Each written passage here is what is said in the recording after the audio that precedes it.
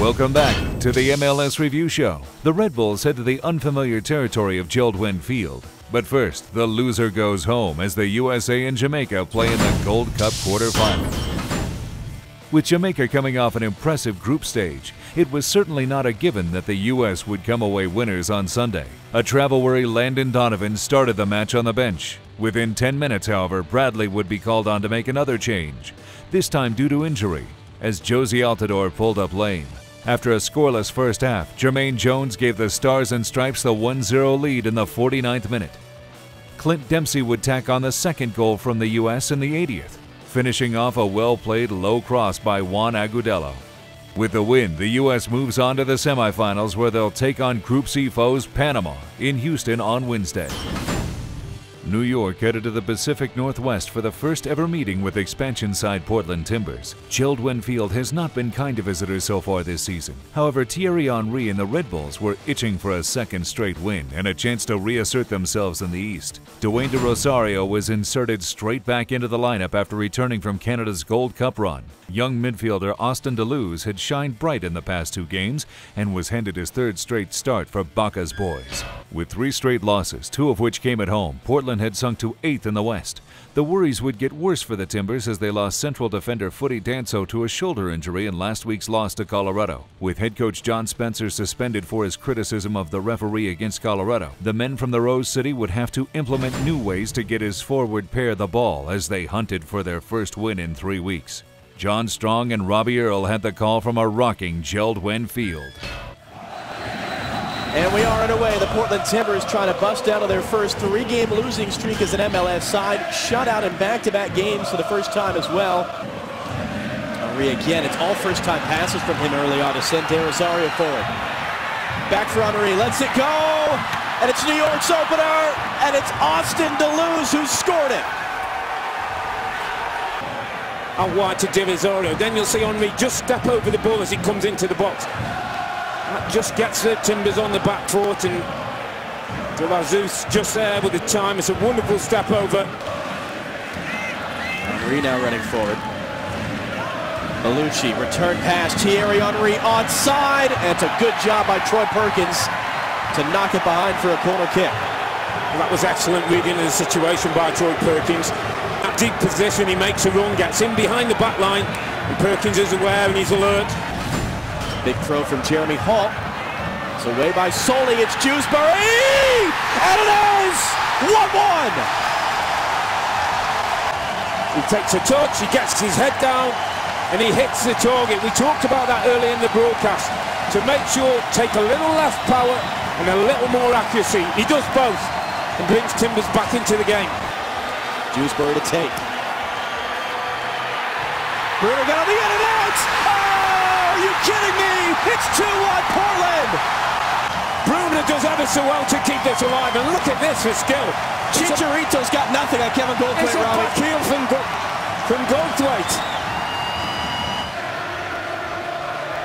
Dewsbury in, Sutton is up, and it's saved off the line. We see Sutton go up. You'll see there, and it's Tainio with the acrobatic stop. How big is Khalif Al-Assad. Dewsbury through the traffic. Great save, Greg Sutton. It's Perlaza onside. He is. Sutton stays at home. Perlaza! Own goal! He times his run perfectly. He waits to go inside, and he's trying to find his teammate Kenny Cooper. And it's Stephen Keel who inadvertently puts the ball into his own net. Henry from Lemper. Henry again has scored, and it's 3-2. He lays the ball, he gives and goes. He's always on the move, and then his eyes on the ball. But then a giveaway. Jorge Perlaza's onside. Perlaza has Cooper with them. Referee points to the spot. Penalty kick, Portland Timbers. Big moment in the game.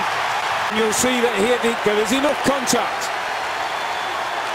I think Palaxa's happy to go down. Off the post. But Peter Manikowski, who's the assistant on this near side, raised his flag, alerted the referee. And now Ricardo Salazar, what's he going to do about this? I think this is a case of over-officiating. I think he's reaching for the back pocket. That's a red card. A red to Henry and just a yellow to Adam Moffat. It was not quite what he wanted to do with it, because it's going to fall for Dwayne De Rosario. It's that handball. The linesman signaled for it. It's going to be a penalty kick for the New York Red Bulls in the 5th minute of second half stoppage time. This is a huge call. Then De Rosario gets to the byline, and when he whips it in, it certainly hits the arm. It's extended out. Yeah, it's definitely a penalty.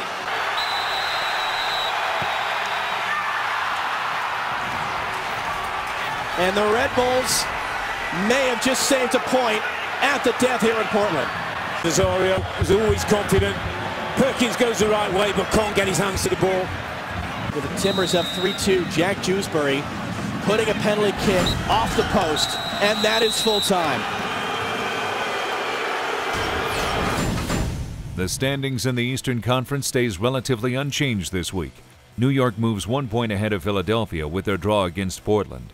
Columbus moves 2 points away from first with their victory over Houston, and Sporting continues to dig out of their early season hole with a win against San Jose. Out west, the Galaxy stay 6 points up on Dallas after both teams won away from home this weekend, while Seattle remains 3 points back of Dallas in third place, thanks to Fredy Montero's late free kick goal.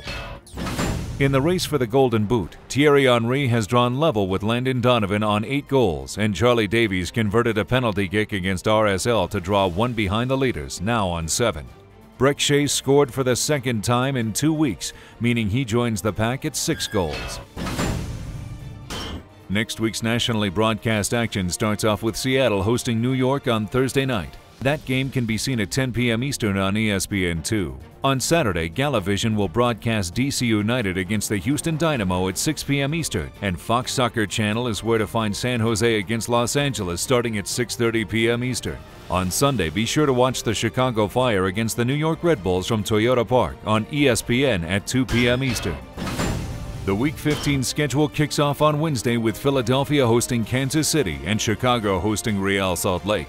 On Saturday, Dallas will take on Portland from Pizza Hut Park, and the weekend comes to a close from Columbus, where the Crew will host Colorado at 8 p.m. Eastern Time. That's all for Week 14 of the MLS Review Show. Thanks for joining us, and remember to visit MLSsoccer.com for full coverage of all the news in Major League Soccer.